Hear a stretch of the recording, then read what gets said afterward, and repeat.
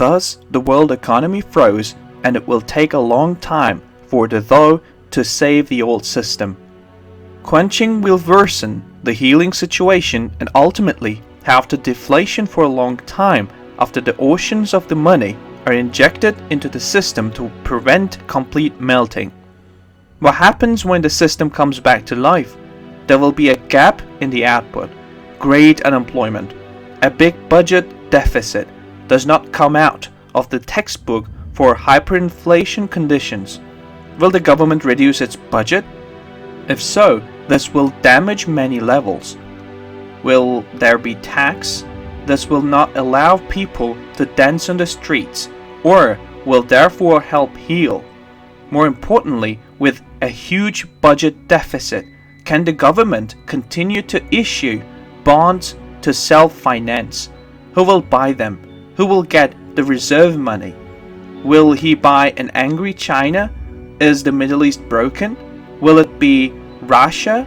Okay, this is a joke. In fact, the United States government will buy them like they have done for a long time, and that's how monetization happens, which works if you don't have enough funds, but when you don't have enough output, the result is bulking. So probably global governments will buy each other's ties to make them look less open as they do, and they will help keep their currencies in the kind they feel comfortable with, but they will not avoid making money. Monetization equals inflation if it runs ahead of economic activity. And as this monetization by definition will be to fill budget deficits, it will be inflationary. So what is an investor to do? As I said a few weeks ago, my plan is to be invested and diversified across cash, stocks, gold, Bitcoin, with the weighting depending on the developing situation. Move your allocation towards cash if you feel deflation is coming, and push your allocations from cash through stocks towards gold and Bitcoin as inflation begins to bite.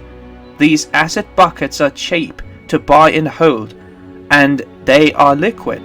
Physical gold is a bit of an exception to this, but that is why I prefer crypto, and there are other proxies for physical gold. Proxies should be considered. Cash and near cash come in all shapes and sizes, as do stocks and exposure to crypto and gold. You can play around with those ideas, but the central one is to adjust your inflation, deflation, exposure as your horizon of certainty shifts with events across cash-like assets, stocks, gold and Bitcoin. You can ramp up the complexity as much as you like. Go on, buy a Swiss franc denominate gold mine stocks if you can find one, but I personally believe in keeping things simple if you can. I have both gold and silver stocks, even though I abhor the sector as full of risky fellows and situations, but I remain heavily in cash. I hate that, but if I traded what I see in my own behavior, it suggests my positioning points at deflation. Strangely, we could get both because some assets are in bubble and they could fall heavily while everyone gets to drink $10 inflation sodas. Property and certain stocks remain in a bubble. The story stocks like Facebook, which reminded me recently why I don't short, will come crashing down. How is that for a spicy prediction? But it seems unlikely that this will hit precious metal stocks, which will quite likely rally off the back of a spike in fear. One thing seems certain: what happens next will be a cascade of outcomes, with one emergent situation creating the next. If we can navigate these unfolding scenarios correctly, there is a lot of money to be made.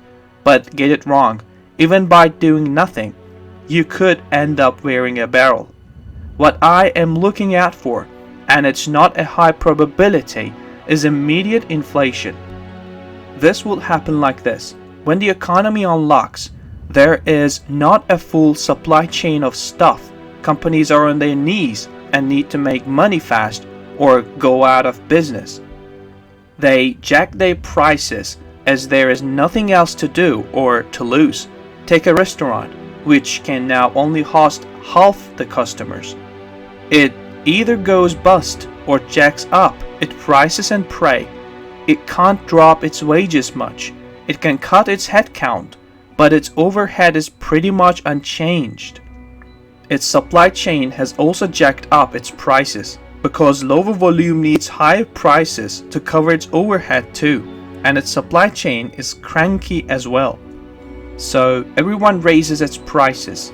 People cannot afford this, so as well as the many that don't reopen, many of the ones that do close. Now there is less supply and less demand and higher prices. Off we go on the inflationary loop of those that can demanding more money as prices rise, as money is printed to keep things from utter meltdown. If this happens, it will happen fast, and if it happens, we go straight to high inflation, and gold and Bitcoin will go ballistic. Beyond watching prices, market action will indicate strongly if this process is underway. It will be binary. It will either explode or not happen at all. If high inflation gets going fast, that will be awkward for me with my cash pile, but the first principles of investing and trading are: the market does not care one iota about me.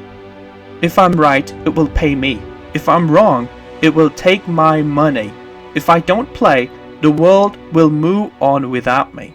The market is uncaring. It has no remorse. It does not stop. Big government have mortally wounded themselves, and only individuals that take their whole futures in hand will escape the worst of the changes to come. The near future is not a world of nuance, so it will be the big call that sets our trajectory. And we are passing on to our young people the largest single debt in all of human history. Weighing in at $26.3 trillion, the US national debt is a colossal behemoth, and almost all of that debt has been accumulated over the past 40 years. In fact, 40 years ago, the US national debt was less than $500 billion. But this is just the beginning, as the baby boomer demographic tsunami washes through our economy. We are going to be facing a wave of red ink unlike anything we have ever contemplated before. Meanwhile, the rest of the planet is drowning in debt as well. Our leaders keep acting as if these debt levels can keep growing much faster than the overall level of economic growth indefinitely. But anyone with even a shred of common sense knows that you can't spend more money that you bring in forever. At some point, a day of reckoning arrives. 2008 should have been a major wake-up call that resulted in massive changes. They assure us that they know exactly what they are doing and that everything will be just fine. Unfortunately, they are dead wrong. Most of the idea, comment, information, and criticism containing in these videos have been created by Daily News Report. Before making any important investment decision, use the information contained in these videos as a starting point for conducting your own research. If you make any investment or legal decision, it is advised to consult an expert before making this decision.